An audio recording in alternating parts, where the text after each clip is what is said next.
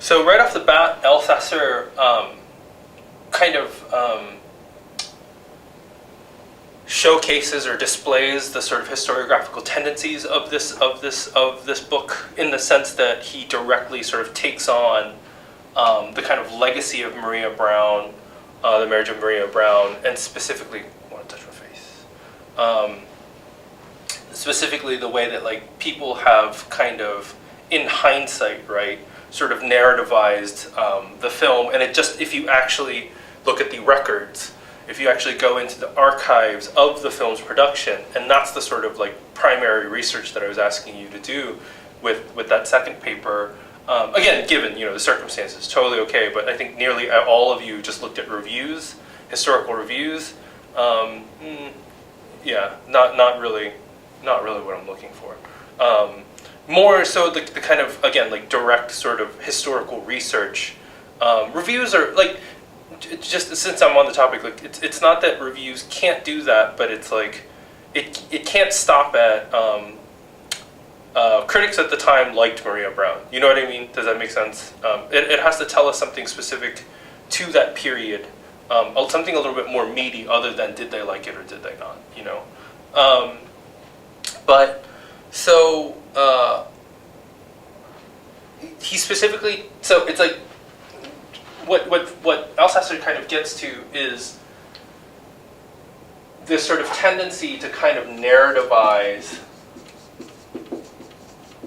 in a very teleological way. So this is this like kind of maps onto very kind of conventional understanding of history, as if something moves smoothly in a linear, and as if this was always, as if Maria Braun was destined, its destiny to become this kind of masterpiece. But against that, for him, it's the ironies, the accidents, and the sort of the kind of instances of chance, the contingencies that really sort of characterize the history of the film, right? And the production of the film, to the point that accidents, he reads this in relation to the end of the film, right? On 97 and 98, so the bottom of the page to the top,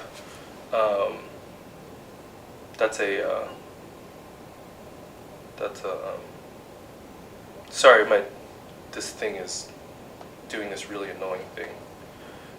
He talks about like this sort of the narrativizing as a retrospective rewriting. So like in hindsight, looking back, but actually rewriting, kind of revising the history in a convenient way.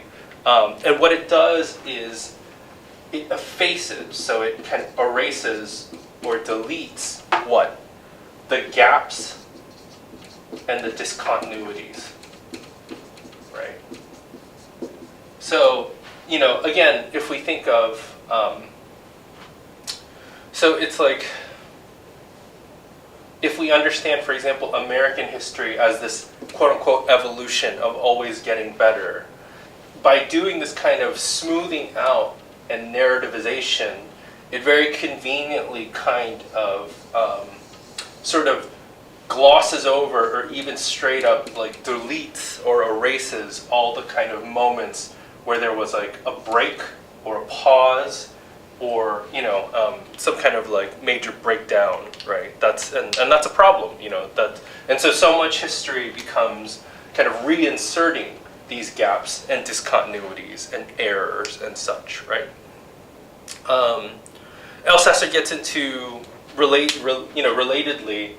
I really appreciate, because this is the kind of writing that we generally, and biographical writing that we generally don't expect to see in kind of auteurist accounts, because by all merits we are sort of used to this kind of how should I put it, narrow understanding of people that I do think kind of maps onto the sort of great man approach to history, where it's like, if we have a great filmmaker, then he must be a great person. And again, it's like, I can't, this is a quote from someone specifically, but it's like, and yes, it was always a man, right? Nearly always a man. I think that's why, for example, like why people are still grappling, for such a long time with like Roman Polanski, or Woody Allen, because it's kind of difficult for us, I think, as a culture to live with that kind of discontinuity between, what that person has done in their private life as opposed to what they've done professionally. But here, Alsasser is kind of making it, like again, even in the Joyce Rubin. Well, I mean, I guess she only talks about Fassbinder kind of biographically briefly, but she doesn't get into these details of his proclivities, right? Of his kind of, his personality, his kind of temper, the difficulty to work with. I guess, fair to say abuse, his addictions, right? But I think he's trying to work that in a little bit more of a kind of nuanced way than a simple sort of pathologization where it's like, oh, it's so clear that like this is this and this is this and this is this, because I just don't think people are that kind of simple. On 98, he talks about Fassbinder's desire to make a German Hollywood movie. And this really resonates because, again, especially with Korean cinema, but I think it's because a lot of Korean cinema just really wanted to make a homegrown version of a big Hollywood film. And it's interesting because I think even the coordinates of like when Korean filmmakers try and make their version of a Hollywood film, they're not thinking necessarily about the same films that I think Fassbinder is. I mean, did you all get the sense in watching this that this is like, a Hollywood film? I don't really think so. Or it's like a specific type of Hollywood film, right? On 98, when he's talking about the trilogy and what kind of characterizes the trilogy, chronology, causality, sequence, and I think this is kind of clever, consequence, right? And German history. So we like to say, it's a movie about movies. We like that kind of clever or cute, wording.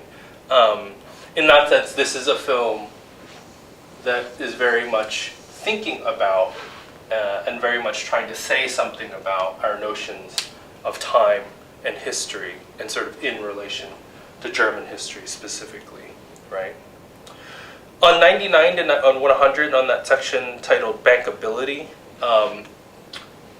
again, he kind of continues this sort of historiographical approach, and he does so to kind of question this idea, right, that as if like Maria Braun was always destined to be a success, or that these things are knowable, and as if it's a meritocracy, as if like good films are always going to kind of be seen and be championed. That's just not the case. And so he really talks about the kind of contingency, the kind of variability or even randomness of success, and specifically how dependent it was on marketing and production, but also distribution deals, right? So, just keep in mind, again, as Macho Man Randy Savage would say, the cream rises to the top. We like to think that. We want to think that. It behooves us to think that the cream rises to the top, that the best will, or those that, work hard and do well, will be recognized, but there are too many factors. Factors like marketing, is it sufficiently promoted? Do people know about it, right? And also, like, does it even get made in the first place, right? How does it get made? And it needs to get into the places that, people can kind of see it, right? Okay, so moving on. Actually, let's go ahead and take a brief pause here, because I think this is a kind of